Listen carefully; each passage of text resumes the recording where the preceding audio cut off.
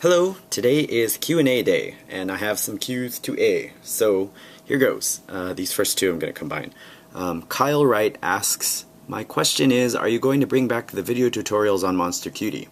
I remember a few months ago I went to the site and was going to practice some of the techniques you show in them on my computer with Photoshop, and they were gone! They're not actually gone. I'll tell you about that in a moment. And Joe Hunter asks, any advice on coloring? Well, to get back to the first question, which will answer the second question, the Monster Cutie tutorials are still around. If you go to monstercutie.blip.tv, they're all archived there. You can go into the archives and check them out. They're also archived on monstercutie.com, but I have to set up that link. So I'll put those links in the show notes here on the YouTube, and also in the post that is going to accompany this. So you can find all the old tutorials that I used to do on Monster Cutie. I'm probably going to bring back some of that stuff now that I'm vlogging again and getting back into the swing of things using video to demonstrate stuff. Like I did some time-lapse stuff with the inking, and I think I'm going to do more of that. But I'm also going to do some more digital stuff because I've learned a lot and I want to share some of those techniques with you. So that's kind of a two-part answer to both of those questions.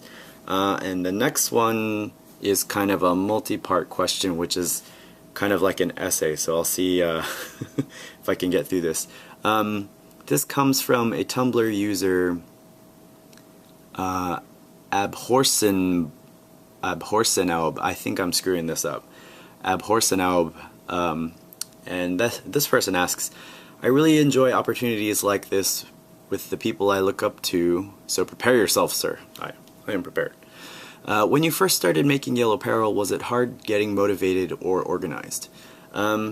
It was not hard to get motivated. It was very difficult to get organized. Yellow Peril is a project that I've been wanting to get back to for a long time. I actually did a version of this comic way back in the day when, man, I don't even remember the site it was hosted on. Oh, it was a Keen Space comic. I did a Keen Space comic called Titanium Moose, and I eventually got tired of that and sort of dabbled with the idea of doing a strip comic, and that turned out to be Yellow Peril, but it wasn't very good. It was kind of shitty, so I'm not going to tell you where to find that. So I've been wanting to do this for a long time, and I felt that now was the right time, and now was the time to do it. In terms of getting organized, it was difficult to figure out what I wanted to do.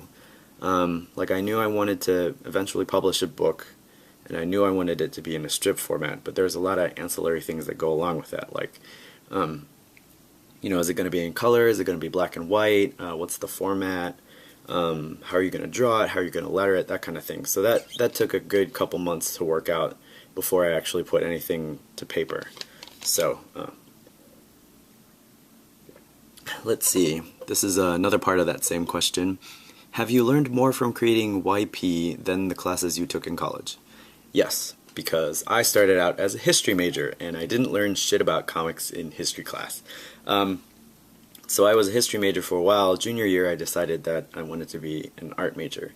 So I changed to art studio, and art studio at that time really didn't, at the University of Maryland in College Park, really didn't have anything about sequential art or comics or anything like that. So most of what I learned was design focused and composition and all these things that I guess in some way I knew internally but had never been formally taught. So in that aspect, things like design especially, and how things are balanced and objects in space, those were useful lessons to learn. But you know, most of the shit is self-taught, which may or may not be a good thing. Let's see. Judging by the way you speak about the industry, is most of YP based from your personal experiences and events? Yes. All the office interactions, all the business stuff, all the client interactions, those are taken from past experiences in the office. I've had a couple of office jobs, design jobs, web design jobs, animation jobs, and stuff like that. And so each job has their own unique little quirks about them, but there are things that are definitely universal. Like, clients are always a pain. Dealing with bosses is always kind of tricky. You have to you have to kind of know how to maneuver around, or you're going to get your ass beat.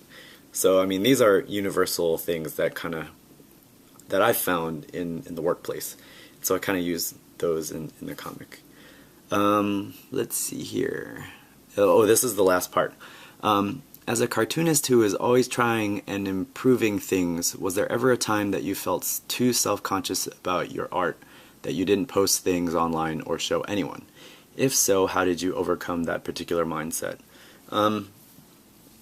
This is kind of a difficult question to ask because I'm always self-conscious about my work. Like I never am satisfied with anything I really finish. I mean, there are moments of aha, this is awesome. Like the cover that I just did for the book, that was a definite moment of thank God I'm finished. This is something that's good. But there's always that little feeling of self-doubt that creeps in, like, oh, I could have done this better, or maybe I should have moved this way, or there's always things that you wanna fix, that you wanna change. And so there's a fine art attitude that cartoonists have to deal with. Like, fine artists want to take their time with their pieces and create something that they can be proud of, and they put all this work into it, and they work it, and it might take months to finish a finished piece. Well, if you're a cartoonist, you don't have that luxury of time. So at some point, you have to let go. And that's difficult to do because the fine artist in you wants to strive for perfection. But the cartoonist and the illustrator and the designer in you, this is more of a commercial sense, and you have to meet your deadline. So you have to let go. And that's difficult. That's always difficult. That's always the push and pull in the cartoonist mind. So that's tough. There's no way to really easily get over that. It just comes with practice. You draw enough comics that you get to the point where you are able to let go at a certain point. This is especially true if you're working for like a big company like a Marvel or a DC, where you have editors breathing down your neck and they want this changed and that changed. So you got to divorce yourself from the process. You got to let them in and let them make corrections, and just don't take things too personally. So that's difficult. It's worse if you're working for yourself, because you have to be that editorial voice that says, okay, put down the fucking brush, letter the shit, color it, scan it, get it up there, put it out there, let people read it. You don't have time to fuck around and make every little line perfect. There are a lot of lines. There are a lot of messy lines in Yellow Peril. There are a lot of lines that I kind of wish I could take back. But if you're gonna take cartooning seriously, at some point you just gotta let go, and you gotta put the fucking book up. You gotta put the page up. You gotta get it done. So it's probably kind of a long answer, but yeah, you have to be able to divorce yourself from the process, which is really tough because you are an artist and you're a commercial artist. And I guess I consider cartooning kind of a commercial art, even though I'm not really making money off of it.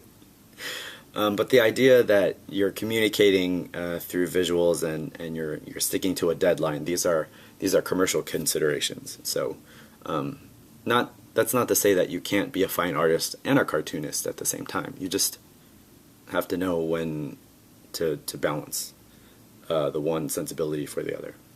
So that's a great question, and it was a lot of stuff to get out. So that's going to do it for this session of questions and answers. I think this ran a little bit long, but if you've got a question you want to ask, send me a video comment or a video question, or you can hit me up on Tumblr or Twitter or the posts or the comic or anything like that. So thanks for listening, and I'll see you next time. Bye.